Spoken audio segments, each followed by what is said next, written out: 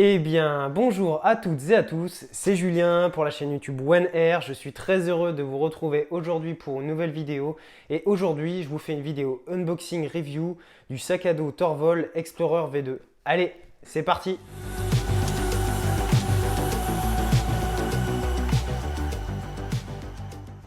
Donc comme vous le savez, en ce moment c'est les soldes, donc fin juin, début juillet, et j'en ai profité pour aller sur les shops en ligne liés au drone, donc généralement DFR et Studio Sport. Et sur le site de Studio Sport, un article a attiré mon attention en particulier, c'est le sac à dos de la marque Torvol, et donc la référence exacte c'est l'Explorer V2. Et donc il y avait une petite réduction plutôt intéressante, et donc j'ai décidé de l'acheter car je n'avais pas encore de sac à dos dédié en fait pour les missions, les prestations et même le loisir en drone FPV. Donc je me suis dit, je vais passer le pas. Allez, alors c'est parti, on se retrouve pour le petit unboxing de ce sac. Donc voilà à quoi il ressemble. Donc c'est le sac à dos Explorer V2. Donc on va d'abord parler un petit peu du design. Donc vous avez un sac avec une dominante grise avec des éléments noirs et quelques petites touches de jaune. Donc au niveau de l'aspect extérieur, de l'esthétique, je trouve que c'est un sac à dos plutôt joli. Et donc maintenant on va passer plus aux détails techniques. Donc vous voyez sur l'extérieur, la première chose qu'on peut voir, c'est la présence d'un élastique avec un système de verrouillage. Donc là, moi, je m'en sers généralement pour mettre mon drone sur l'extérieur. Ici, je viens fixer mon châssis sur l'extérieur du sac. C'est plutôt pratique. Vous avez deux poignées de transport, donc une sur le devant et une juste ici. Ensuite vous avez sur l'extérieur toujours deux pochettes élastiques, donc si vous partez par exemple même en rando ou pour un week-end, voilà, pour une petite gourde, un petit peu des équipements faciles d'accès. Donc ici, là également, vous avez des sangles pour resserrer sur le côté, donc à droite et à gauche. Donc toujours sur l'extérieur, vous avez aussi en fait un système, une petite poche qui vous permet de rajouter du volume supplémentaire. Donc là, voilà, vous avez la petite boucle, vous l'enlevez et vous avez juste à dérouler. Donc là, c'est une poche qui vous permet de remplir jusqu'à 10 litres supplémentaires dans votre sac à dos. Donc c'est super pratique. On va replier tout ça.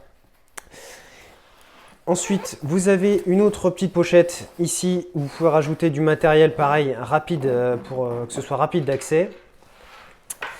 Là, vous avez une ouverture pour placer donc soit un ordinateur portable, vous voyez, ou une tablette.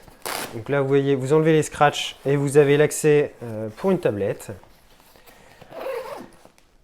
Ensuite, vous allez avoir aussi pas mal de rembourrage au niveau du dos. Donc ça, c'est plutôt bien quand on part sur des sessions assez longues et qu'on doit transporter notre sac longtemps.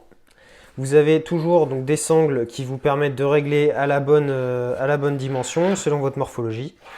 Là, vous avez des clips qui vous permettent en fait de resserrer au niveau de la poitrine. Et vous avez également la même chose au niveau des hanches. Donc là, moi je l'ai caché. Voilà, vous voyez une petite pochette juste ici qui vous permet en fait de complètement cacher ces bretelles parce que des fois c'est pas super pratique. Par contre, quand vous partez en rando, ça vous sauve la vie. Donc là, ça c'est fait. Ensuite, toujours sur l'extérieur, vous allez avoir une pochette qui va s'ouvrir et qui va vous donner l'accès sur l'intérieur du sac. Donc là, on va retrouver pas mal de petites pochettes pour le rangement. Voilà aussi, j'avais déjà mis un petit peu de matériel comme vous pouvez le voir. Là aussi, c'est pas mal. Vous pouvez mettre par exemple votre téléphone portable, vos clés. Vous voyez, vous avez un petit mousqueton ici. Et en fait, là, j'ai mis une paroi, mais on peut avoir accès directement à l'intérieur du sac. Et donc là, par contre, vous voyez sur la droite du sac à dos, là, vous n'avez pas cette pochette-là. C'est valable que sur la gauche. Et ensuite, si on passe sur l'intérieur, donc là, ce qui est bien sur ce type de sac, c'est que vous pouvez carrément voilà, l'ouvrir et le mettre à plat. Donc là, concrètement, vous pouvez mettre, vous voyez, là j'ai tout mon matériel. Donc j'ai mon masque FPV que j'ai mis ici. J'ai pu mettre ma radio, donc ma vieille QX7 qui fonctionne toujours aussi bien, mais c'est vrai qu'elle est quand même assez encombrante. Donc j'ai pu la caser quand même, vous voyez, dedans. Là j'ai pu rajouter un petit peu de matos en plus. Et en fait, ce qui est super bien, c'est que c'est ultra personnalisable. Donc là, vous avez plein de petites parois en fait, avec des velcro. Donc là, j'en ai enlevé pas mal parce que le matériel qui est à l'intérieur prend beaucoup de place. Mais vous voyez, là, vous avez plein de petites pochettes en fait plein de petites parois pardon, que vous pouvez venir donc scratcher en bas et sur les côtés, ce qui vous permet en fait de compartimenter facilement en fonction du matériel que vous avez à dispo. Donc là, ça c'est la partie vraiment principale où il y a beaucoup de volume. Et vous retrouvez aussi pas mal de petits rangements ici. Donc là, moi par exemple, j'ai mis les antennes de mon masque. Vous retrouvez pareil des pochettes. Là, une pochette un peu plus sécurisée avec un zip. Et vous avez du petit matériel, encore une autre pochette ici. Et vous avez du matériel supplémentaire donc, qui est fourni. Donc ça, c'est un petit sac voilà, dans lequel vous pouvez trimballer à côté ou à l'intérieur. Donc moi pour l'instant je ne l'ai pas utilisé. Et vous avez ceci. Alors je n'ai aucune idée de l'utilité de cette petite pochette, de ce petit gadget. Donc n'hésitez pas à me mettre en commentaire si vous savez ce que c'est. Et enfin, eh bien, voilà, je crois qu'on a fait, globalement, on a fait le tour. Donc je vais vous donner un petit peu mon avis sur ce sac, mon ressenti, et si c'est une bonne référence que vous pouvez acheter. Allez, on se retrouve tout de suite. Ah oui, d'ailleurs, j'ai failli oublier avant qu'on repasse sur l'avis. Vous avez aussi une pochette en fait qui se situe en dessous. Et vous avez en fait une paroi, comment ça s'appelle, une housse qui vous permet l'étanchéité complète du sac. Donc là, hop, vous mettez comme ceci. Et en fait, vous avez juste à le mettre tout autour du sac. Voilà. Et là, vous recouvrez en fait intégralement votre sac. Et en fait, votre matériel est à l'abri. Donc voilà.